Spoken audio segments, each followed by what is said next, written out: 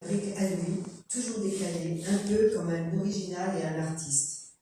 Chacun a appris à l'accepter et l'aimer ainsi au fil des années, et en devenait très attachant. En 1973, avec Serge, le père de mes enfants, nous l'avons hébergé plusieurs mois lors de son retour en France après son voyage très expérimental.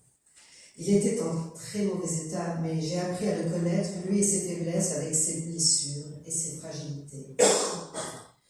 Au bout de plusieurs mois, j'ai rencontré le professeur qui avait pu l'accompagner dans son sevrage, et le diagnostic est tombé. Schizophrénie, il faut le dire. Perte d'une certaine réalité qui faisait que Dany était différente. Ce professeur avait réussi à le stabiliser par des médicaments plutôt lourds qui le ralentissaient parfois. Alors, par moments, Dany décidait de stopper son traitement et à cause de ceci, il fallait venir à son secours, car cela devenait souvent du n'importe quoi. En revanche, il était plutôt courageux et déterminé. Il a voulu reprendre ses études. Après son retour de voyage, où il avait goûté à la liberté 68 armes qu'il avait menée dans des expériences diverses, il a connu